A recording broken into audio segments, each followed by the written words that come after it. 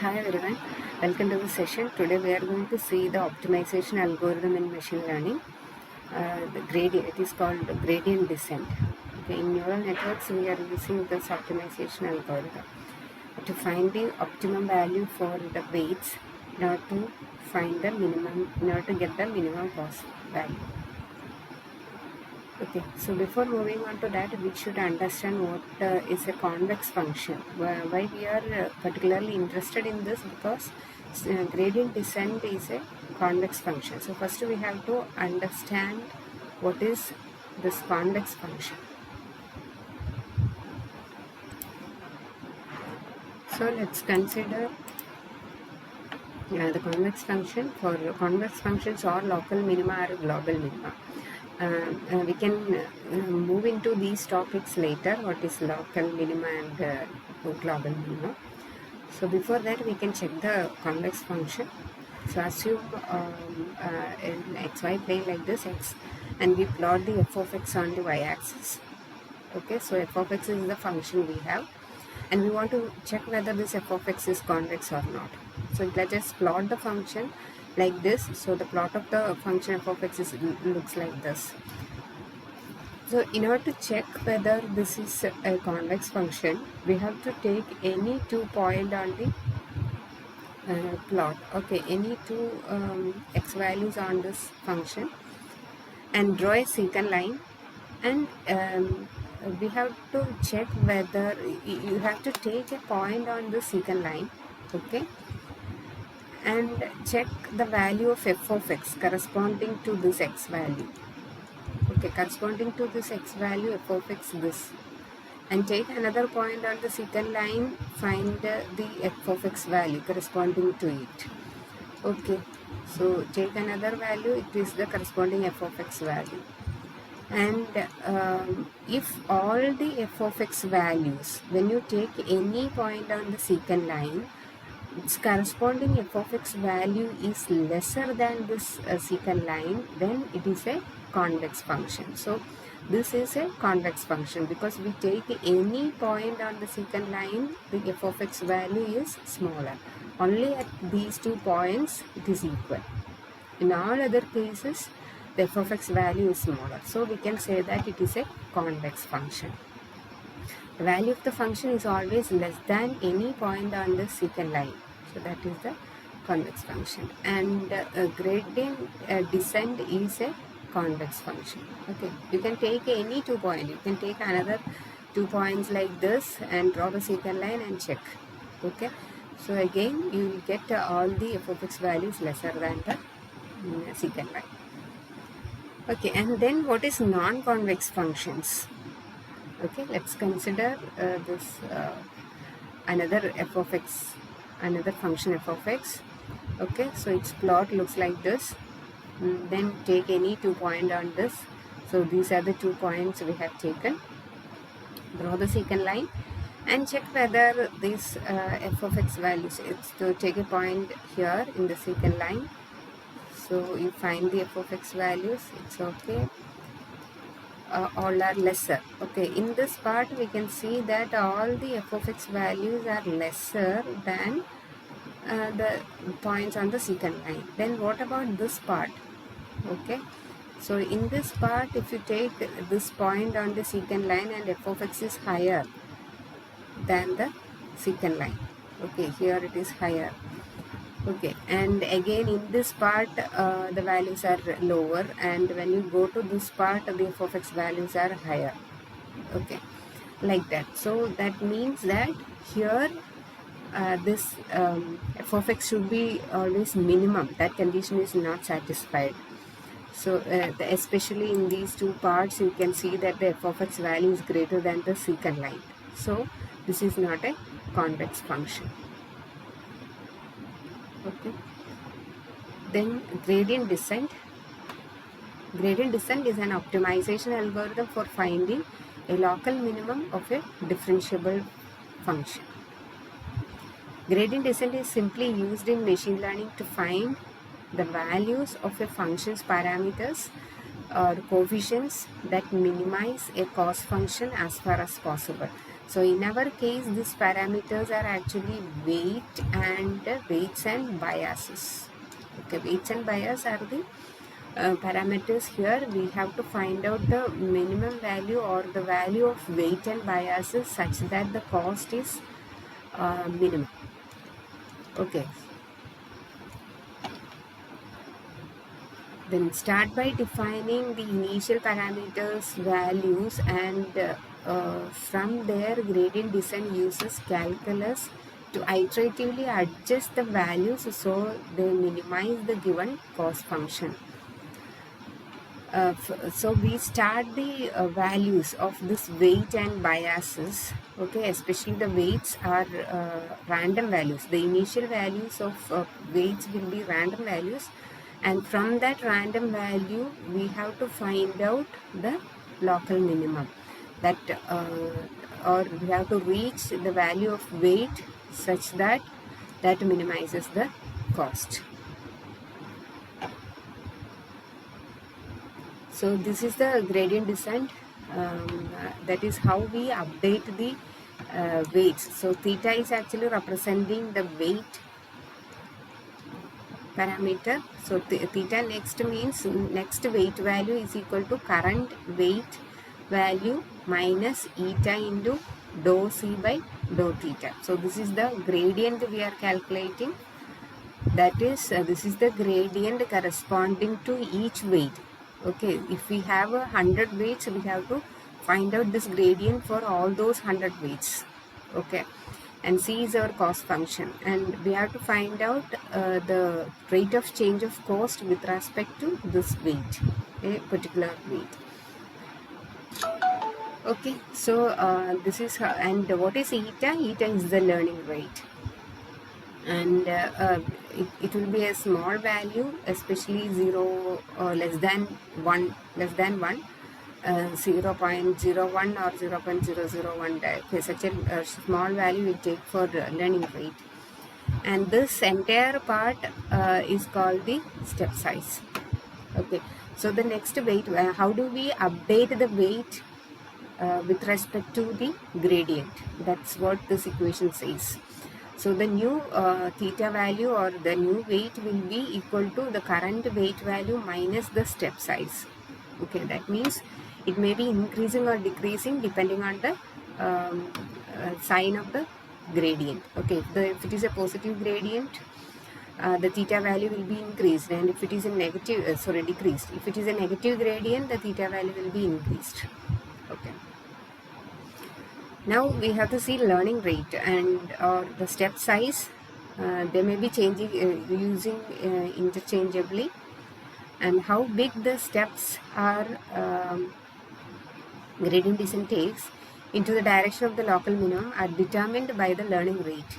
Okay, the size of the step, that means how much we have to increase the theta, or how much we are increasing theta with some k value. Okay, so here the k is the step size, and it is determined by eta and this dou theta, dou z by dou theta. Okay, so in short we write it as a k. So we can increase theta by k or we can decrease theta by k. Okay, increase or decrease is depending on the sign of this derivative. Okay, and how fast or how slow we will move towards the optimal weights, that depends on the size of this learning rate or the step size. Okay, and for gradient descent to reach the local minimum, we must set the learning rate to an appropriate value which is neither too low nor too high. Okay, we should not set a very low value for this learning rate or very high value. Both will give you a negative result. So consider a big learning rate. Okay, so this is the graph, this is the plot of our function f of x or the cost function. We initially start from this point. This was our weight value. Okay, so this was our weight value initially, theta 1. Okay, then we find the gradient at this point. Okay, gradient, so this is a negative slope. So that means that if it is a negative slope, we have to increase theta by some k value. So if this k is very high, what happens? I take k as this many size. Okay, so this is k, this many size, so it's a large one. So when I increase the theta value by k, what happens? The theta will give you this much cost. Okay, and what happens here? Here it gives you a positive slope. So when you get a positive slope, we have to decrease theta 1 by theta by k. Okay, so here you get theta 2. So we reduce theta 2 by k. And if k is very large, what we get? We will get another theta value here, theta 3 over here. Okay, we are reducing, so it will move in this direction. So what happens here is we are not reaching local minima. So here this is the minimum place, or this is the place where we get the minimum cost. Instead of reaching this position, we are moving away from this local minimum. We are moving away from this minimum, since we are taking very large k value. Okay, or we are taking very big learning rate. So that is the disadvantages of big learning rate. So if the steps it takes are too big, it may not reach the local minimum. So we can see that we have started from here and we are moving. Actually this is the minimum place, but we are moving away from this local minimum. Okay. Then when you take the small learning rate, we take a very small learning rate. Suppose this is the learning rate. Okay, so compared to this one, it is very small. And when you take the, we start from this one, this is theta 1. And when you take the derivative, it is a negative slope. So we will increase theta 1 by k. Okay, so k is a too small value, so it makes it simple, a very slow improvement in theta value. So this is theta 2. Again you find the derivative, you will get another negative slope. Again you will increase theta by k. Okay, like that we will gradually we will reach the minimum. Okay, so this ensures that this small learning rate ensures that we will reach the local minimum, but it will take too much time. Okay, if k is too small, it will take too much time to reach the minimum. But anyway, we will get into this local minimum at any cost. Okay. But compared to big learning rate, in big learning rate, we cannot ensure that we will reach the local minimum if we are using the big learning rate.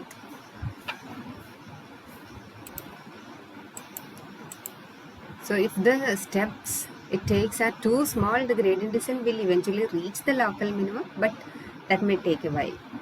Okay. So we have to get a intermediate value. It should not be too big or too small. If the step size is too small, gradient descent can be slow. If the step size is chosen too large, gradient descent can overshoot or fail to converge or even diverge. Okay, if the gradient descent is working properly, the cost function should decrease after every iteration. Okay, that is the measure to find out whether we are going in the proper way or the learning steps are correct. So after each iteration, this cost function should be reduced.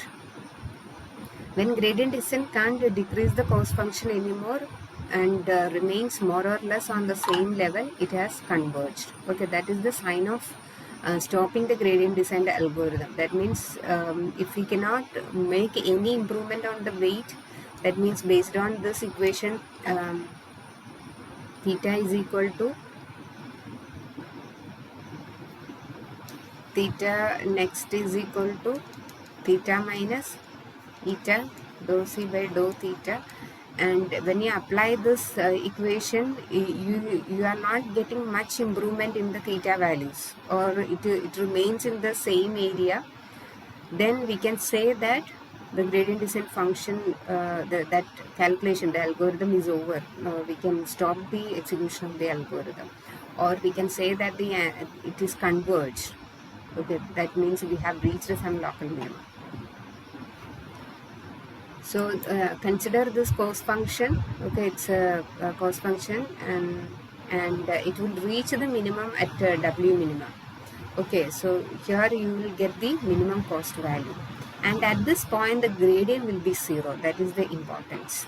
And in practical situations there can be different minimas. Here you have a minimum, here you have a minimum, here also. And here this which is the most low which is the lowest minimum is called the global minimum. So this is the global minimum values. Here we have the we get the minimum cost. Okay, here also there is a minimum, but it is slightly greater than this cost value, and this is also a minimum, but it is slightly greater than this cost value. Okay, so this is called the global minimum, this one is called the global minimum, and these are called the local minimum. Okay, these two are the local minimum. And how do we find the weight value? How do we increase or decrease the weight value? Suppose we have the initial, this is the initial weight value. Okay, we started here. And how do we check whether we have to increase the weight value or decrease the weight value? So for that we use the gradient, and we find the tangent slope. Okay, since it is a positive slope, what we have to do, we have to decrease W. Okay, so that we reach the minimum. Okay, and if suppose, so it will decrease a little bit, and suppose we have started here, the initial value of W is here, then what we have to do, we have to find out the gradient at this point, and it is a negative slope. So that means that we have to increase the W value, and in that way we increase, and we again take the derivative, we again increase. Okay, so finally we will reach this minimum, and it will remain in this minimum value for a long. And this is analogous to bouncing balls on the walls. Okay, so we can drop a ball from this position, and where it reaches finally. Okay, what is the final position of this ball? That will be the minimum. Okay, you can drop a ball like this, it will remain at this position. And similarly, actually this ball resembles, so the position of the balls resembles the initial value of the weights. Okay, initial value could be this one, or initial value could be this one. You can choose any position for the initial value, and finally this ball rest, that is the minimum position. Okay, sometimes it may be the global minimum, or sometimes it may be the local minimum. Okay, so anyway we have three minima here. One is global, the other two are local. And based on the gradient, we can find that the gradient is 0 at these minimum points. Okay, gradient descent can be relatively slow close to the minimum. Adaptive gradient methods rescale the step size at each iteration depending on local properties of the function. When the function value increases after a gradient step, the step size was too large. Undo the step and decrease the step size. And consider this objective function or the cost function like this.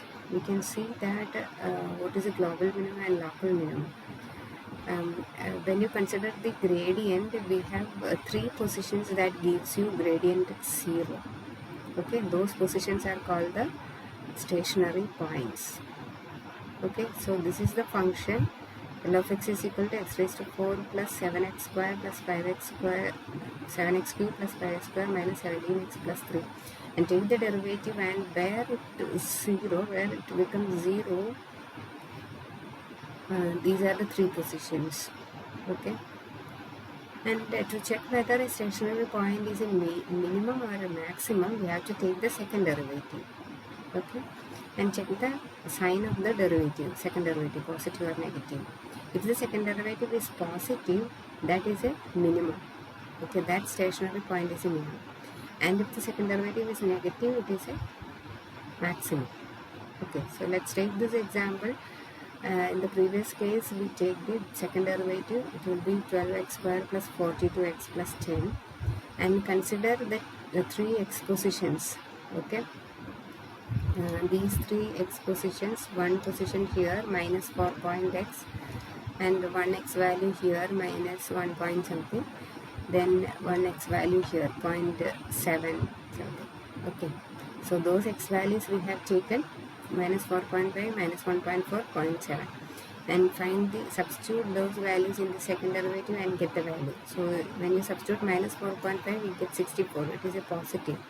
So that means at this point we have the minimum, and substitute minus 1.4, we get a negative value. That means that at this point we get the maximum, and 0.7 again we get a minimum value. But it's a positive value, so that is a minimum.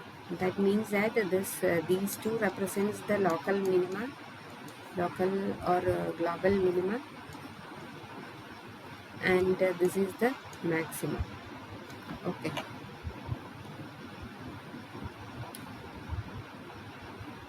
That is all about the gradient descent. In the next session, we can see gradient descent with momentum and the stochastic gradient descent.